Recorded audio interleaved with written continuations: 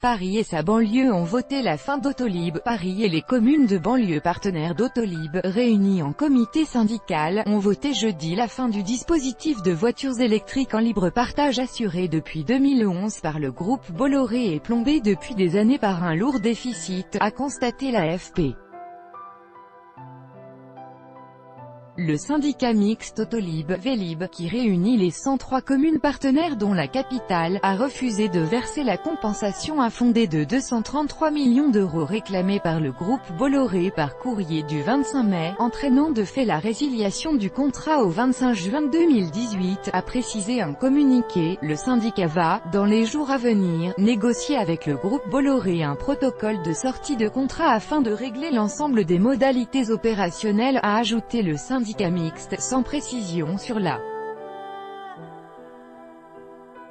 date effective de l'arrêt du service. Nous irons faire prospérer nos systèmes d'autopartage là où on nous accueille, a commenté le directeur général du groupe Bolloré Gilles Alix, présent dans la salle, indiquant que le groupe allait continuer à se battre devant le tribunal administratif. La réunion du comité syndical, composé d'élus de tendances diverses mais où Paris, dirigé par la socialiste Anne Hidalgo, est majoritaire en voix, a donné lieu à des débats tendus entre la capitale et sa banlieue, on dirait une messe d'enterrement.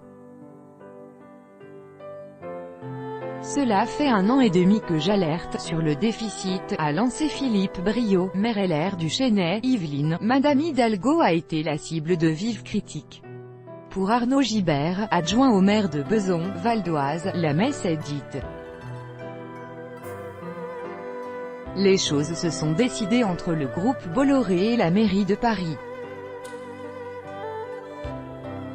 C'est Madame Hidalgo qui nous a amenés où nous sommes aujourd'hui, a renchéri Benoît Blot, pour le Plessis-Robinson, Hauts-de-Seine, équipés de leurs gilets Autolib, et en faisant sonner leurs cornes de brume. Une centaine des 254 salariés du service ont manifesté pendant la réunion devant la mairie du 12e.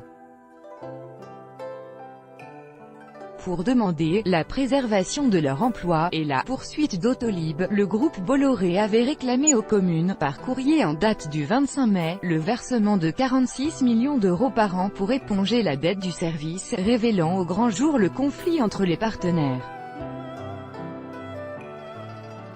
Autolib, fort de 150 000 abonnés, avait été lancé en fanfare en 2011 sous l'ancien maire de Paris Bertrand Delanoë, parenthèse ouvrante PS parenthèse fermante, pour un contrat de délégation de service public qui devait courir jusqu'à 2023 sans coûter un sou aux collectivités, hors investissement d'origine. Première mondiale, alors symbole de modernité, le dispositif a dû faire face à un changement des façons de se déplacer, avec le vélo électrique, le VTC, la location de véhicules privés, sans compter son image dégradée avec ses voitures souvent sales.